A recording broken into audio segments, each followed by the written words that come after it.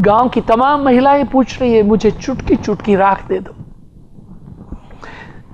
उसकी तावीज बना के अपने बच्चों के गले में लटकाएंगे कि हमारा बच्चा भी भगत सिंह के समान। वाह, શું રાષ્ટ્રપ્રેમ અને ભગતસિંહ! વાહ. તમારો પ્રશ્ન છે આ રાષ્ટ્રની ભાવના ક્યાંથી આવે અને વારંવાર વગોળવું પડે? સ્વામીજી, આપે વાત જ એવી કરી કે જે રૂવાડા ઊભા થઈ જાય.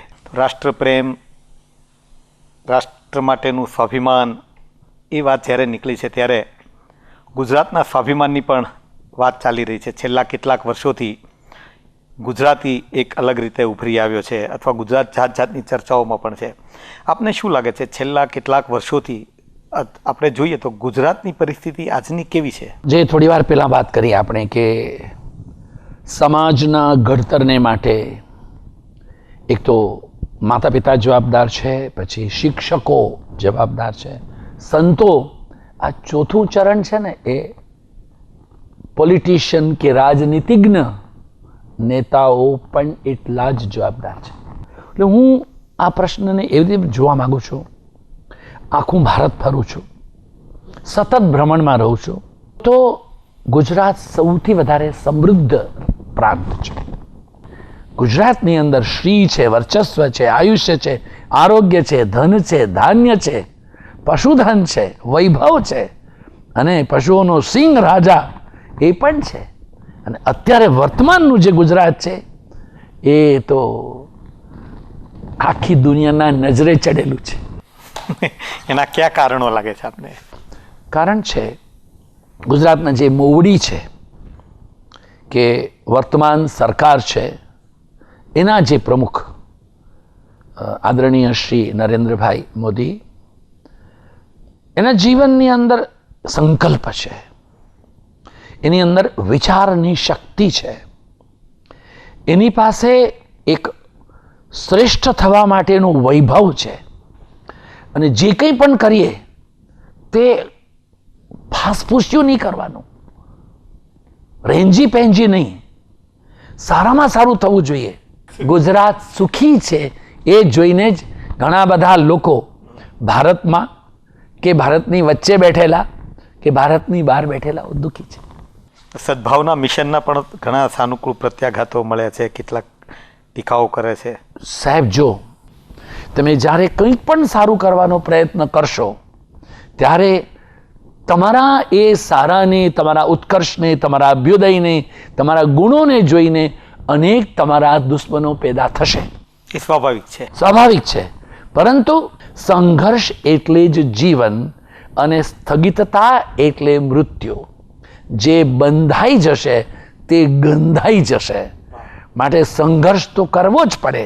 આપણી ઉપર આવેલી જે બધી નામોશીની જે ચારે તરફ આલબેલ થઈ, તમે આમ છો, તેમ છો, ભ્રષ્ટાચાર છે, ક ખ ગ ઘ અંગ ચ, આ બધાની અંદરથી પણ આપણે વધારે પ્રદીપ્ત થઈને આવ્યા, કારણ કે આપણે વધુ જાગૃત થયા છીએ, આપણે વધુ સતર્ક થયા છીએ. એટલા માટે જ આપણી આ સદભાવનાની આપણી કમર કસેલી છે.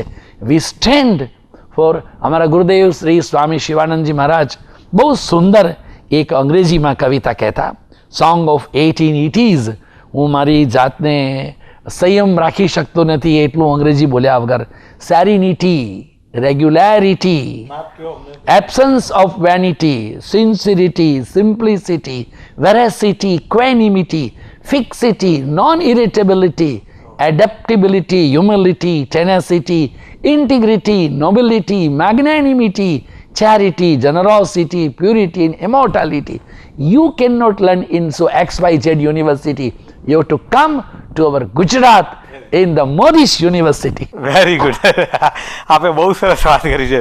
એટલે એક સાદા રાજકારણી અને એક રાજનીતિજ્ઞમાં જે ફેર હોય એવો ફરક આમાં ક્યાંય છે નરેન્દ્રભાઈના વ્યક્તિ? જેબ જો રાજનીતિ જે શબ્દ જે છે ને એમાં નીતિ જે છે તે ધર્મ છે.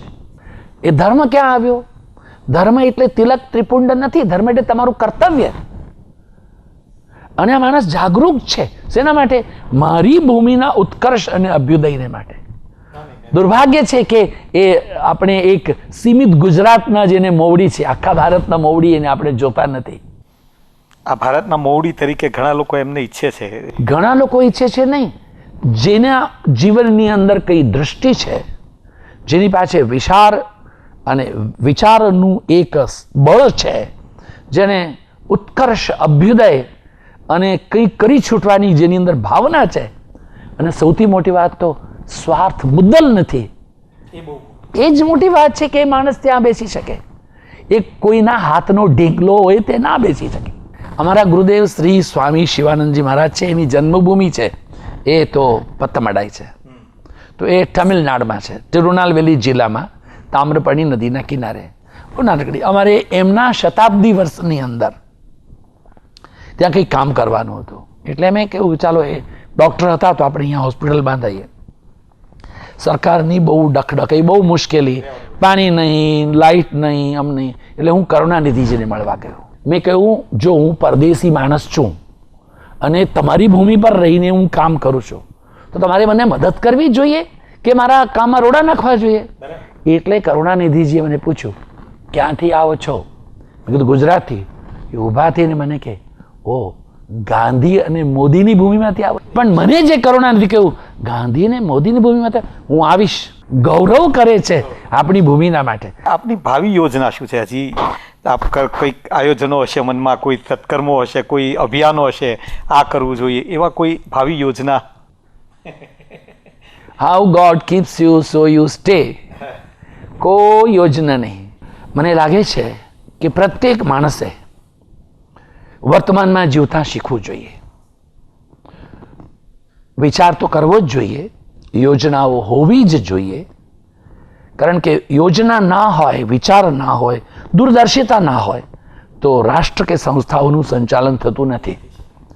આ બધું કાર્ય ટ્રસ્ટીઓનું છે.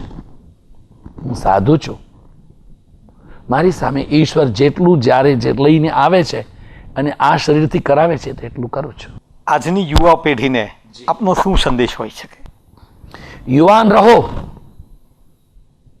તમારા યૌવનને ભૂલી જશો નહીં. થનગનાટ તમારા અંદર હોવો જોઈએ. ઉભા રહો તો એક મર્દની માફક, હિમાલયની માફક ઉભા રહો. તમારી અંદર અપાર શક્તિ છે, અગાધ શક્તિ છે. તમારી શક્તિને આ ચકલા વેડામાં વેડફી નહીં નાખો.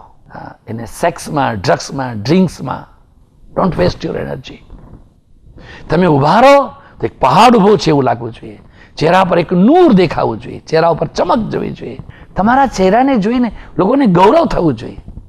આ મારી આશા છે. બીજી યુવાનો પાસે આશા રાખીશ કે કદી એ માતા પિતાનું છે ના કરે, કોઈ પણ સંજોગોમાં ના કરે. ગમે તેવી હોય તો મારી માં છે, મારા પિતા છે. અને ત્રીજી વાત કહીશ, દેશના પ્રત્યેનું આપણું કર્તવ્ય નહીં ભૂલશો.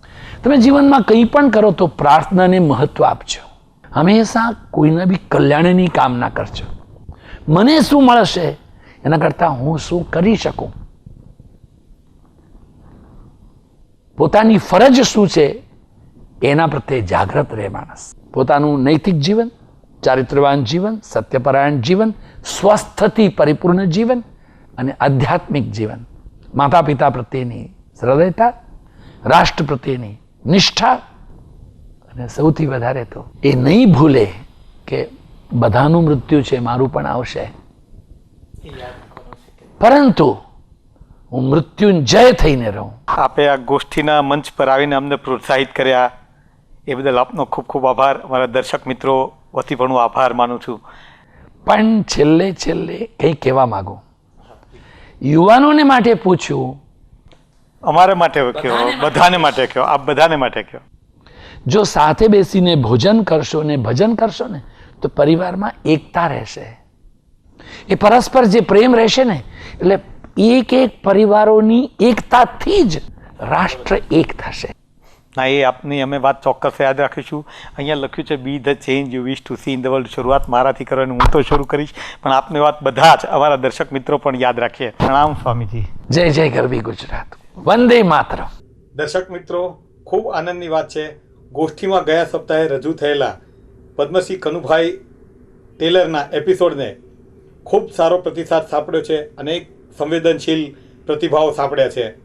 તદુપરાંત એકતા અંગે વધુ માહિતી મેળવવાની વિકલાંગ મિત્રો તથા સ્નેહીજનોની લાગણી તથા માંગણીને અનુલક્ષીને આવતા સપ્તાહે એ જ એપિસોડ આપણે થોડાક ફેરફારો સાથે ફરી રજૂ કરીશું. ત્યાં સુધી પ્રણામ.